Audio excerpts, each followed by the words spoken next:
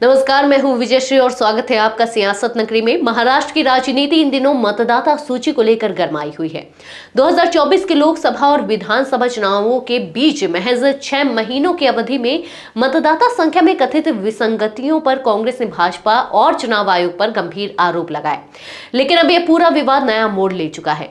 दरअसल कांग्रेस ने दिल्ली स्थित सर्वेक्षण agency centre for study of developing societies यानी कि CSDS के आंकड़ों का हवाला देते हुए दावा किया था कि महाराष्ट्र के मतदाता सूची में बड़े पैमाने पर धांधली हुई है। राहुल गांधी और कांग्रेस नेताओं ने इस मुद्दे को हाथों हाथ लिया और भाजपा पर चुनाव चोरी का आरोप लगाया।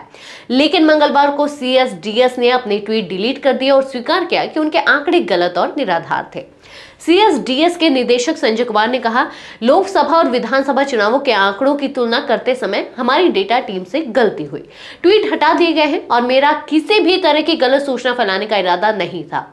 इस सफाई के बाद कांग्रेस असहज स्थिति में आ गई, जबकि भाजपा ने इस मौके को भुनाते हुए राहुल गांधी पर तीखा हमला बोला। भाजपा प्रवक्ता गौरव भाटिया ने कहा, CSDS राहुल गांधी जैसे नेताओं के हाथ की कठपुतली है। जनता का विश्वास न जीत पाने वाले नेता अब झूठे आंकड़ों का सहारा ले रहे हैं।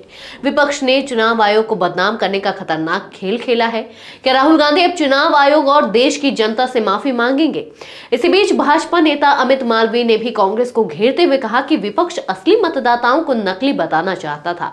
उन्होंने राहुल गांधी और विपक्ष से सवाल किया कि आखिर विरोधाभासी आंकड़ों की जिम्मेदारी कौन लेगा। गौरतलब है कि CSDS ने रविवार को 4 निर्वाचन क्षेत्रों के आंकड़े साझा किए थे, जिनमें कुछ जगह मतदाताओं की संख्या में भारी गिरावट और कुछ जगह अचानक बढ़ोतरी दिखाई गई थी। इन आंकड़ों को कांग्रेस ने भाजपा और चुनाव आयोग की मिलीभगत का सबूत बताकर खूब प्रचारित किया। लेकिन जब एजेंसी ने ही इन्हें काल्पनिक मान लिया तो कांग्रेस की राजनीतिक रणनीति ध्वस्त हो गई।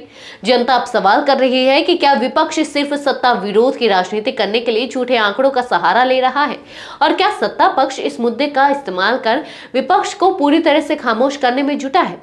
महाराष्ट्र की सियासत में यह विवाद आने वाले दिनों में और गहराने वाला है। आज के लिए बस इतना ही। अगर आपके इलाके में कोई राजनीतिक लापरवाही, भ्रष्टाचार या जनहित से जुड़ी समस्या है तो अब चुप मत रहिए, अपनी शिकायत हमें भेजिए।